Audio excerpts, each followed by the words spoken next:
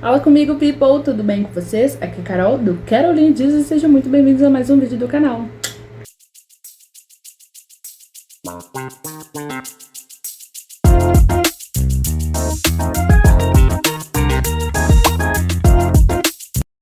Bom, pessoal, fiquei um pouco sumida por aqui, né? Mas estou de volta.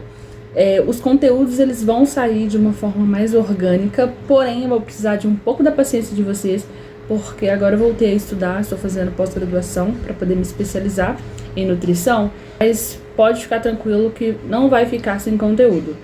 Eu ainda tô na dúvida se eu lanço dia de segunda-feira ou de quinta-feira, que são os dois melhores dias pra mim. Se você não é inscrito no canal, por favor, se inscreva.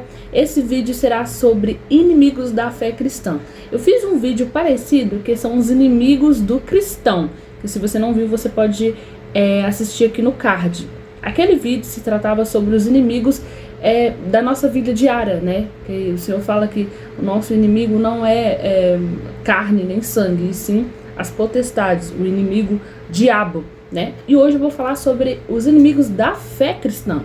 Coisas que acontecem com a gente que pode abalar a nossa fé, tá bom? Se você já gostou do tema, por favor, aperte o botãozinho do like, já comenta aqui qual que é o próximo vídeo, o que você tem de expectativa, tá bom? E compartilha com seus amigos, tá bom? Então vamos lá. Um dos primeiros inimigos que a gente vai falar nesse vídeo hoje, e depois vai ter mais outros dois vídeos, como eu já mencionei, é a incredulidade. É a falta de fé. É literalmente o inimigo principal da fé, a falta de fé, a incredulidade. Mas o que é incredulidade? Como ela se manifesta? Ela às vezes pode se manifestar com uma dificuldade em acreditar. Às vezes não por uma opção, tipo, eu não quero acreditar, por exemplo, ateu.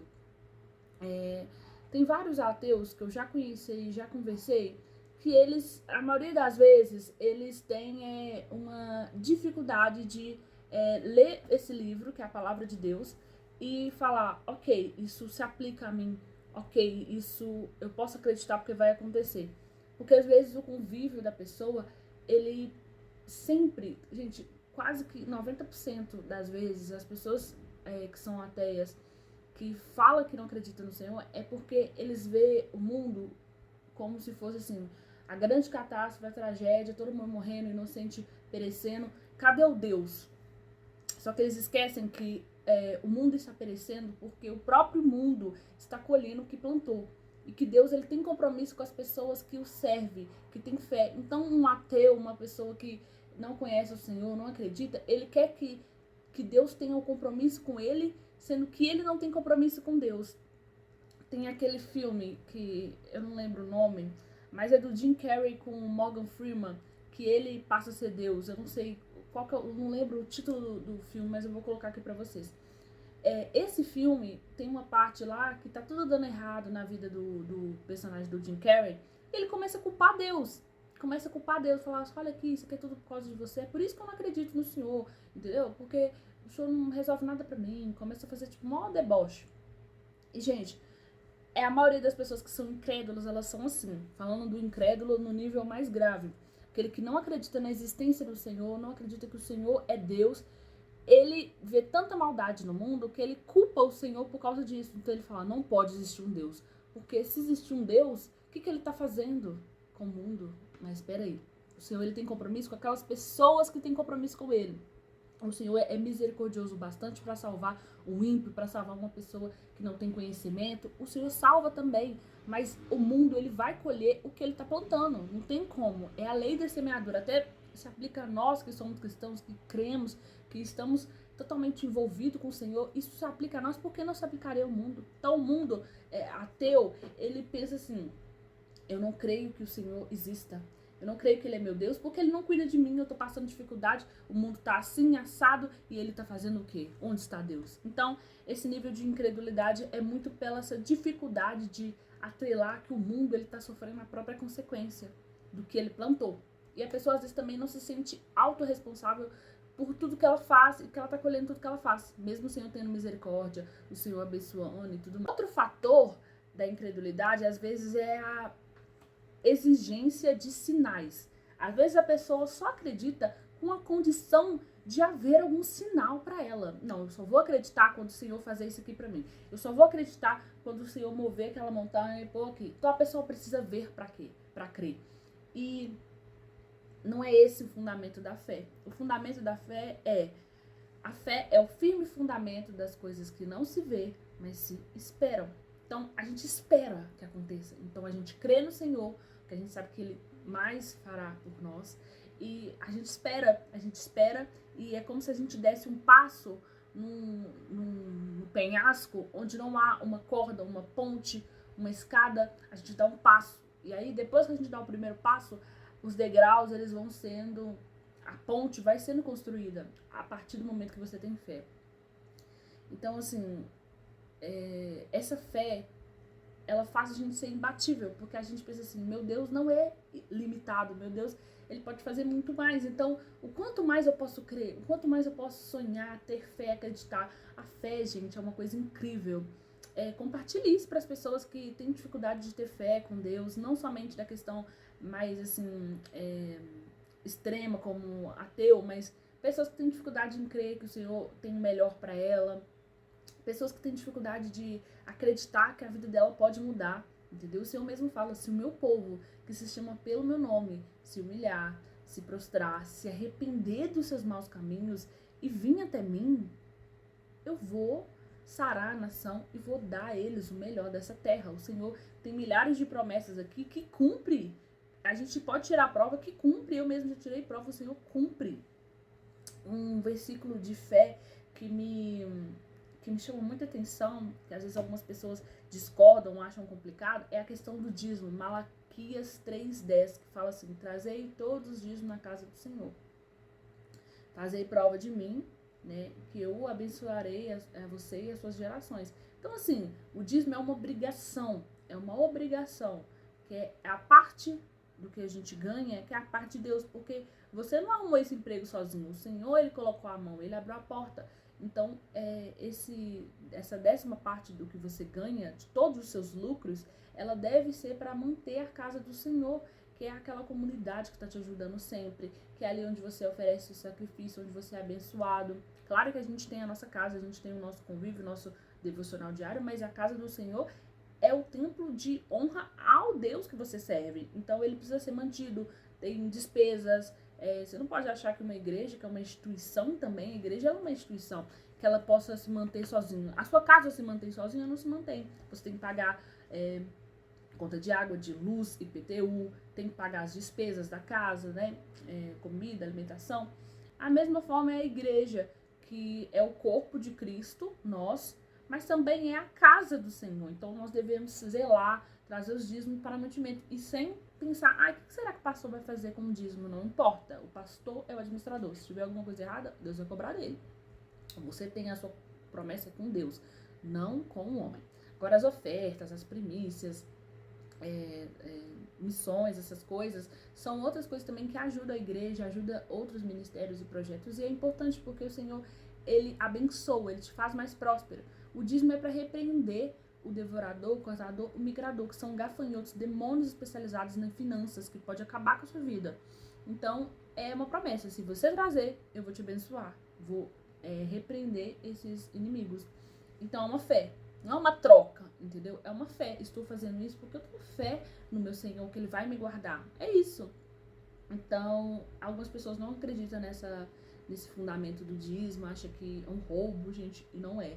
Se você começa a ler a Bíblia, você vai ver que sempre precisa de ter pessoas ali ajudando a manter a casa do Senhor, sabe? Quando Jesus estava no seu ministério com os discípulos, as mulheres se reuniam e elas davam dinheiro, elas conseguiam renda para poder manter a casa do Senhor, manter o ministério deles, porque tem lugares onde a gente não pode ir e que outras pessoas da igreja vão ir, entendeu? Então, assim, tem uma passagem muito importante que está lá em 1 João, capítulo 20, verso 27, se você quiser abrir a Bíblia. Está lá em João, capítulo 20, verso 27. O seguinte: Jesus disse a Tomé: coloque o seu dedo aqui e veja as minhas mãos. Estenda a mão e coloque-a no meu lado. Pare de duvidar e creia. Disse-lhe Tomé: Senhor meu Deus e Deus meu. Então Jesus lhe disse: porque me viu, você creu? Felizes são os que não viram e creram. Exatamente isso que Tomé passou com Jesus. Ele conviveu com Jesus. Jesus, antes de morrer, falou: gente, eu vou morrer e vou ressuscitar. Literalmente, Jesus fazia parábola direto com ele, falando assim: olha, o templo vai ser destruído e vai ser construído depois de 3 dias. Deixou claro pra eles: eu vou morrer e vou voltar. Poxa, você viu Deus fazendo tudo, Jesus ali encarnado, Deus na forma de Jesus encarnado ali com você, fazendo todos os milagres, fazendo tudo, você andando do lado dele e ele te fala uma coisa e você não acredita. Tomé falou: não, eu não acredito, isso aí é um fantasma. Deixa eu colocar a mão nas suas feridas, onde que você sofreu aí, pra eu poder ver se é você mesmo. Olha pra você ver que absurdo. Às vezes a gente anda com Deus, a gente tá na igreja dia a dia, mas a gente não consegue acreditar que as bênçãos podem vir, que a gente pode alcançar aquele milagre, que a gente pode ser curado. A gente não acredita que Deus possa fazer. Isso impede. Só tem uma coisa, gente, que impressionou o Senhor Jesus em toda a vida dele aqui na terra, que foi fé. Toda vez que ele viu alguém com muita fé, que às vezes a pessoa não era nem cristã, não era nem assim, vamos dizer assim, uma crente ali no meio. É uma pessoa que ouviu falar e tinha fé. Isso impressionava Jesus. Ele falava: nossa, sua fé te salvou. Nossa, jamais vi uma fé como a sua. Nossa, nem em tal lugar eu vi uma fé como a sua. Então, isso é uma coisa que impressiona o Senhor, quando as pessoas, elas dão esse passo sem ter nada por baixo delas, com atos de fé, mesmo às vezes não conhecendo o Senhor totalmente, não andando com Ele. E quantas vezes a gente decepciona Deus porque a gente está andando do lado de Jesus e a gente não tem fé, a gente não acredita. É necessário que a gente veja primeiro acontecendo, tudo se realizando, para a gente começar a acreditar. E não é isso que Deus quer de nós. Hebreus capítulo 3, verso 7. Advertência contra a incredulidade. Assim como diz o Espírito Santo, hoje, se vocês ouvirem a voz, não endureçam seu coração, como na rebelião, durante o tempo da provação do deserto, onde os seus antepassados me tentaram, pondo-me à prova, apesar de, durante 40 anos, terem visto tudo que eu fiz. Por isso fiquei irado contra aquela nação e disse: o seu coração está sempre desviando, e eles não reconhecem os meus caminhos. Assim jurei na minha ira, jamais entrarão no meu descanso. Cuidado, irmãos, para que nenhum de vocês tenha um coração perverso e incrédulo, que se afaste do Deus vivo. Ao contrário, encorajem-se uns aos outros todos os dias durante o tempo que se chama de hoje, de modo que nenhum de vocês seja endurecido pelo engano do pecado. Às vezes isso que acontece, o pecado está tão enrustido dentro da gente que a gente começa a não crer em tudo que o Senhor está fazendo pra gente. Às vezes o Senhor está fazendo milagres, salvando pessoas, e a gente fala assim: ah, isso não é nada. Por exemplo, o povo do deserto, eles eram tão incrédulos que eles viram todas as pragas do Egito, eles viram tudo que o Senhor fez, a coluna de fogo, a água jorrando da pedra, da rocha, e vendo todas as maravilhas, o pão, a carne descendo do céu, e eles ainda duvidavam, eles eram incrédulos que o Senhor que estava movendo tudo, que tirou ele lá do Egito, não seria capaz de entregar uma terra que era deles, lá Canaã perfeita, a terra que mana leite e mel. Eles não acreditavam nisso, eles eram incrédulos, os corações deles estavam endurecidos por causa do pecado, o pecado cegava eles e fazia com que eles não acreditassem que Deus tem o melhor para eles. É isso que pode estar acontecendo com você. Eu sei, passou muito tempo e a sua bênção não chegou, às vezes um milagre não aconteceu, aquilo que você estava esperando ainda não chegou para você, mas a sua bênção ela pode estar sendo gerada, o Senhor está trabalhando. Não pense que o silêncio do Senhor é algo que Ele não está se importando com você, Ele está se importando. Então, tire isso do seu coração, peça ao Espírito Santo para tirar esse endurecimento do seu coração. Não deixe de acreditar, não deixe de sonhar no Senhor, agrada dEle, que Ele vai agradar os desejos do seu coração. Se alinhe com Ele para que vocês estejam conectados a cada dia mais. E isso é muito importante da gente entender, porque quando a gente entende que o Senhor Ele tem o melhor, que a gente só precisa estar com Ele, ser fiel a Ele, que Ele vai ser fiel a gente começa a dar passos em lugares onde a gente não tem ponte, onde a gente não tem nada. A gente dá um passo maior com a perna, como algumas pessoas mais antigas falam. Porque o Senhor está com nós, Ele está nos sustentando. E a fé é algo assim... Morrer por fé é uma coisa maravilhosa, é uma coisa que a gente tem que estar preparado para fazer. Por exemplo, Sadraque, Mesaque e Abednego, eles tinham tanta fé que o Senhor era Deus da vida deles, que tudo que estava acontecendo com eles é porque Deus permitia. viu que o Senhor era o Salvador, que eles entraram numa fornalha, assim, sem preocupar, sem ter problema nenhum. Daniel entrou na cova dos leões sabendo que o Senhor da vida dele, se fosse para ele morrer em nome do Senhor, ele ficaria grato. Mas se fosse para ele sair dali, ele saberia que o Senhor tá ali com ele, sustentando ele na mão. Então é muito importante. Precisamos disso.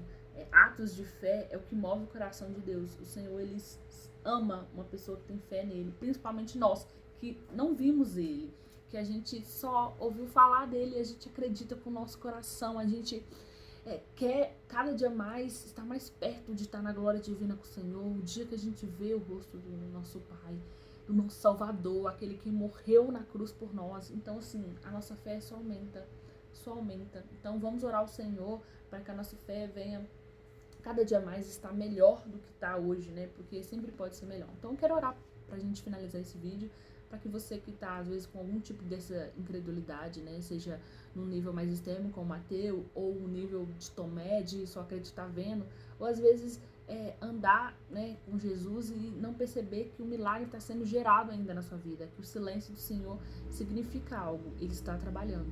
Então, eu quero orar por você, feche seus olhos e vamos orar dessa forma. Senhor, meu Deus, meu Pai, estamos aqui reunidos, Senhor, para te pedir, Pai, por favor, Senhor, dê a fé que o Senhor quer. A fé, Pai, que move o seu coração, que move montanhas. Dê, Senhor, essa fé pra gente. O Senhor fala que se a gente tiver uma fé do tamanho de um grão de mostarda, a gente conseguiria mover uma montanha de um lado para outra. Então, Senhor, queremos ter pelo menos essa fé, Pai, aquela que move o seu coração, que faz com que o Senhor esteja mais próximo e que o Senhor seja fiel em nossos corações, Pai. Alcance-nos, tira toda a incredulidade, tira essa pedra que está no nosso coração, que está endurecendo tudo e fazendo com que as palavras do Senhor, suas promessas não valem de nada, mas sabemos o quanto que elas são preciosas e que o Senhor não é homem para voltar atrás nas suas promessas, o Senhor é Deus para cumpri-las. Então, Pai, nos ensine a ter fé, Pai. Oramos e pedimos pela fé, Pai. Em nome do Senhor Jesus, abençoa essa pessoa que ainda o milagre dela não chegou, a bênção dela não chegou e ela não acredita mais, ela não aguenta mais o sofrimento, Pai, mas o Senhor vai chegar. O seu silêncio significa que o Senhor está trabalhando, Pai. Chega nessas pessoas, chega na minha vida, Pai. O ato de fé, fazei prova do Senhor que Ele vai cumprir. Esse ato de fé que você vai dar, cada dia mais o Senhor estará dentro do seu coração. Então, Pai, abençoe a gente. Não deixe que nós caímos na tentação de desacreditar do Senhor. Que nós devemos fazer jus ao nome crente, ao nome cristão e acreditar no Senhor até o fim, até o dia que o Senhor buscar a sua igreja. Então é isso, Pai, que te pedimos e te agradecemos. Amém, amém.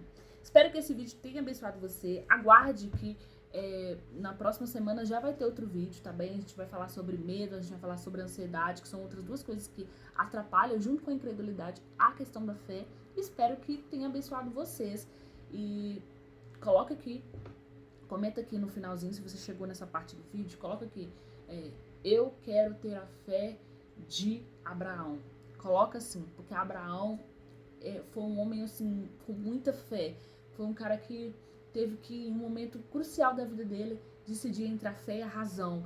Dar o seu próprio filho para poder cumprir o que o Senhor tinha prometido na vida dele. E o Senhor prometeu uma descendência vasta, como se fosse os grãos de areia da praia. E o Senhor cumpriu tudo isso, mas Abraão foi fiel e teve fé. E que você tenha a fé de Abraão. Comente aí e comenta também o que você quer ver nos próximos vídeos. E é isso, beijos, tchau!